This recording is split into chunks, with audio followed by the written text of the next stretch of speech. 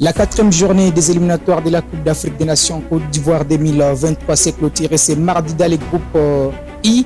Après la victoire du Soudan devant les Gabon, la RDC a été contre au partage des points de déplacement face à la Mauritanie. Pour en parler, nous allons recevoir un journaliste sportif. Mais je crois qu'il y a des très bons changements qui peuvent permettre à ce que ceux-là qui n'étaient pas encore intéressés par le projet des Léopards de la RDC les soient aujourd'hui et qu'ils viennent répondre aux colères nationales.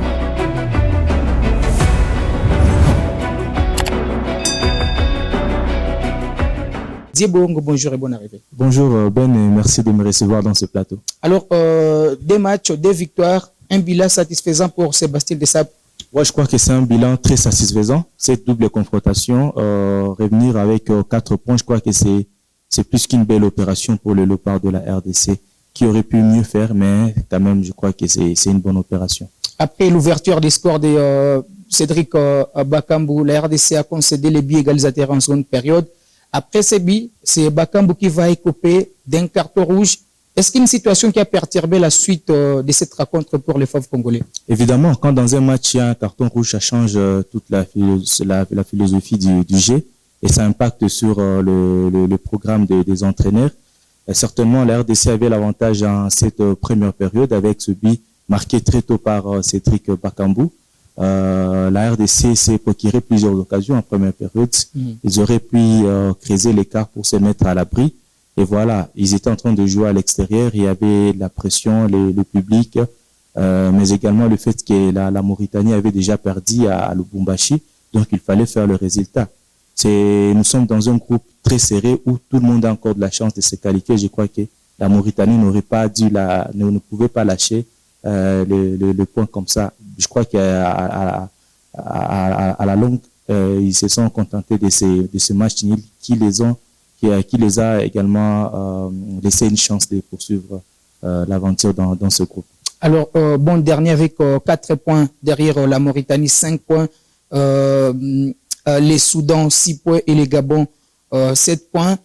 Qu'est-ce qu'il faudra à la RDC afin de rêver une qualification, parce que la RDC aura des matchs pour finir? Ce qu'il faudra, c'est peut-être rester sur cette dynamique. Moi, j'ai été impressionné de cette élection pour cette double confrontation. L'organisation avec Sébastien Desabre et l'équipe de l'organisation, il y a quelque part du sérieux qui a été observé au cours de toute l'ambiance depuis l'arrivée des joueurs jusqu'à toutes ces deux prestations.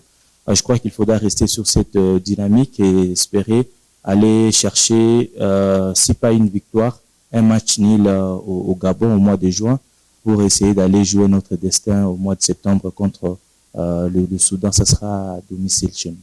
Garder cette même lancée, est-ce que c'est pour encore amener d'autres binationaux ou se concentrer sur ces mêmes groupes? Ouais, je crois que cela ne dépend pas de l'entraîneur, ça dépend de la performance de ces joueurs dans ces différents championnats où ils exercent. Et nous ne pouvons que croiser les doigts pour que la prestation de nos léopards dans leurs clubs respectifs soit du moins importante pour nous et que ça nous permette de reprendre encore nos joueurs en forme pour pouvoir faire le léger. Bon, nous aurons quelque part du pain sur la planche parce que nous avons vu ces 2 dernières prestations. Nous avions vu une attaque menée par Cédric Bakambu, mais qui malheureusement a écopé de ses cartons rouges. Donc à ce niveau-là, il faudra faire des ajustements. Heureusement, nous avons plusieurs calibres parce que nous avions un banc de touche riche. Et je crois que cela permettra à l'entraîneur d'avoir le choix plausible pour pouvoir amener les léopards à une qualification. Certains des binationaux qui ont été appelés par les sélectionneurs n'ont pas été trop utilisés. Un choix judicieux pour Desabre. Bon, c'est ça. Moi, je pense qu'il avait dit lors d'une conférence de presse, il avait dit que tous les joueurs convoqués étaient importants pour lui. Et quand on est sélectionné ou convoqué comme ça, il ne suffit pas d'entrer sur l'air léger.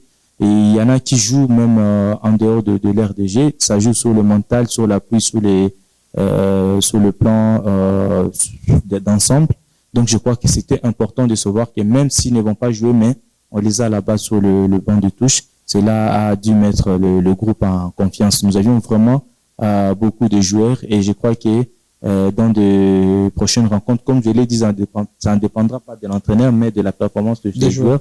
Parce qu'à Lubumbashi, on a vu un match plein sans un Théo Bongonda, mais qui, lors de cette manche retour, a été titularisé. Je crois qu'il fait partie des joueurs qui ont été le mieux cotés pour cette prestation. Croyez-vous que ce parcours va séduire d'autres binationaux? Ouais, je le crois. Pas seulement ce parcours, mais l'organisation qui est en train d'être mise en place.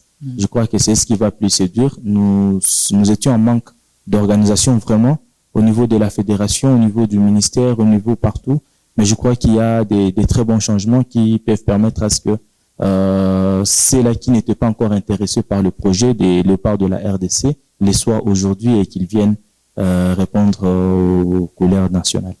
Alors, la FECOFA, si on parle de l'instance qui gère le football congolais, ce sont les mêmes noms qui sont à la tête de la FECOFA, bien que nous avons un nouveau ministre il y a à peine quelques jours.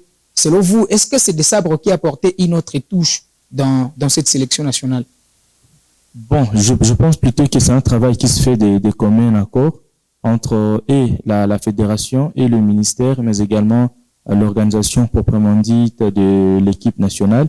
Donc, je pourrais pas dire seulement que c'est des sabres qui a fait.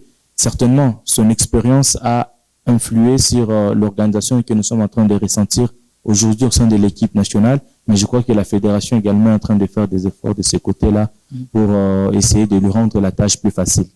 Alors, vous, comme journaliste et sportif, vous avez suivi cette double confrontation. Qui de ces joueurs congolais vous a plus séduit durant ces derniers regroupements? Bon, je dirais qu'il y a Aaron Chibola, qui pour moi a été un pion très important pour l'équipe nationale durant cette double confrontation. Je l'ai vu un joueur presque à l'ombre, mais qui essaie de faire un travail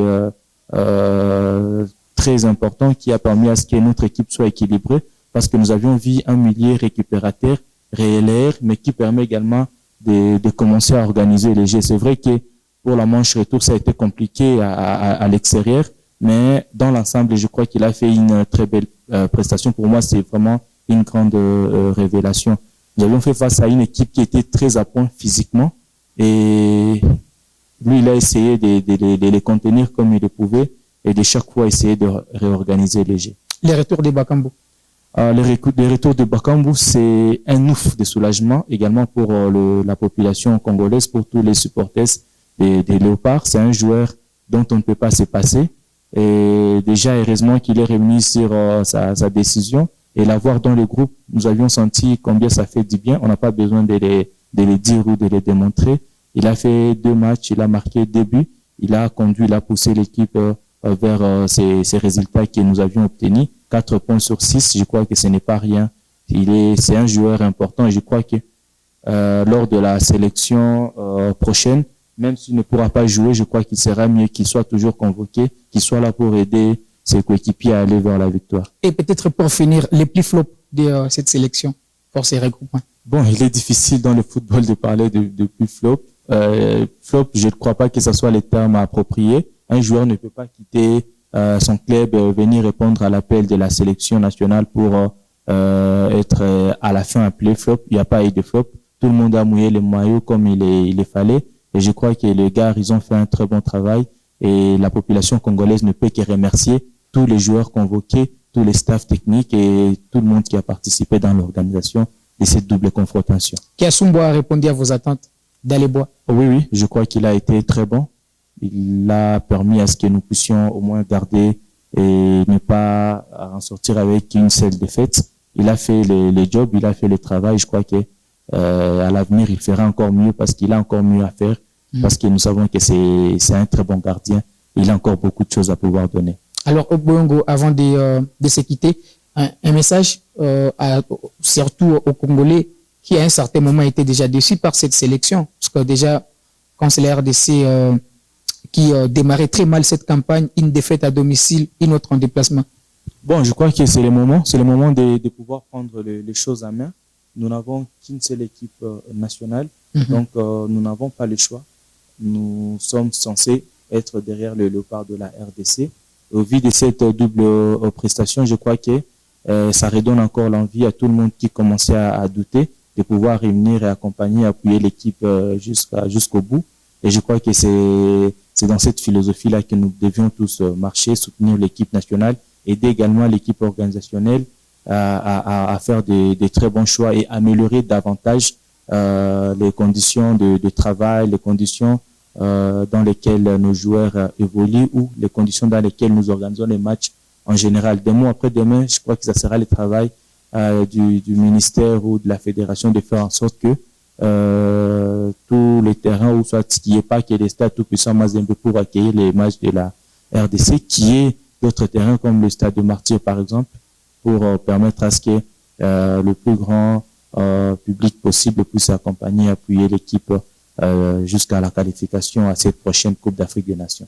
Merci beaucoup, Djebongo. C'est moi qui vous remercie. Allez, ça sera tout pour cette production. C'est Archive Morning Post TV consacrée au dernier regroupement de la sélection nationale de la RDC.